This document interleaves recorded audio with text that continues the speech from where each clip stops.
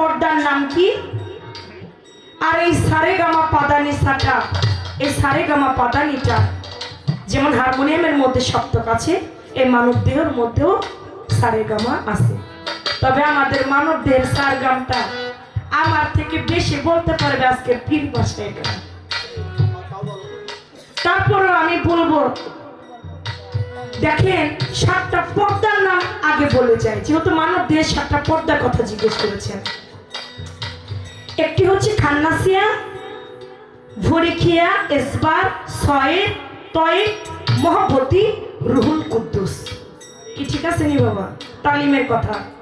ভুল বললে জবানে জিব্রাইল, ভুল বলা যাবে না, না পারলে নাই, কিন্তু ভুল বলা যাবে না। এই হলো 7টি মানব দেহের পর্দা। এখন আমার এই মানব দেহের পর্দার মধ্যে সারগামটা কি? লা ই লা হা ইল লা আল্লাহ। মানব দেহের সারগাম পাইছেন বাবা? লা ইলাহা ইল্লা আল্লাহ।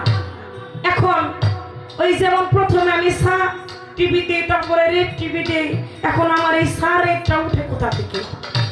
আমার নাভিমূল থেকে উঠে লা, আমার নাভিমূল থেকে উঠে লা শব্দের উৎপত্তি। লা ই লা হা। আমার দিকে কেউ লক্ষ্য করছেন? পিছনে মনে হয় দেখেন না। ই ইল্লা, ইল আল্লাহ, এই যে মস্তকের মধ্যে হু। তাহলে কোথা থেকে উঠলো? লা ই লা হা ইল্লা আল্লাহ হু। 7টা পাইছেন? 7টাই কিন্তু হয়ে গেছে। লা ই লা হা ইল্লা আল্লাহ হু।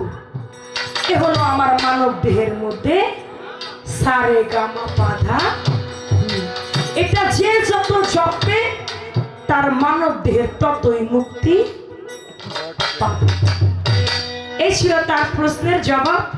আমি বলা কথাটা শেষে রাখলাম। এবার ছোট্ট করে প্রশ্ন রাখতে বলেছে। আপনি বলবেন, যেহেতু আপনি বললেন আমার দয়াল নবী হুজুর পাক সাল্লাল্লাহু আলাইহি সাল্লামের কথা বললেন, যে মা আমেনা তিনি আমার দয়াল নবীর বাবা যিনি আব্দুল্লাহ, তার ললাটের মধ্যে নূর চমকাচ্ছিল, সেই নূরকে চুম্বন করলো। চুম্বন করার সঙ্গে সঙ্গে আমার দয়াল নবী মা আমেনার গর্ভে চলে গেল। এই কথাটা বলছেন।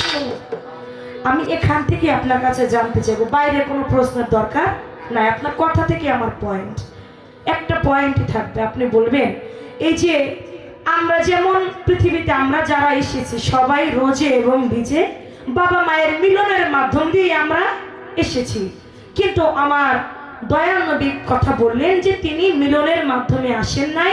আব্দুল্লাহর কপালে, বাবা আব্দুল্লাহর কপালের মধ্যে নূর চমকাচ্ছিলেন, সেই নূরকে চুমা দিলেন।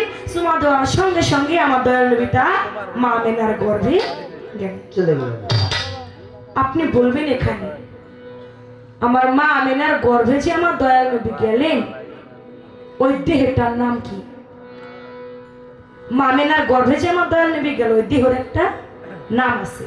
ওই দেহটার নাম কি? আর ওই দেহের কর্ম আছে, কর্মটা কি?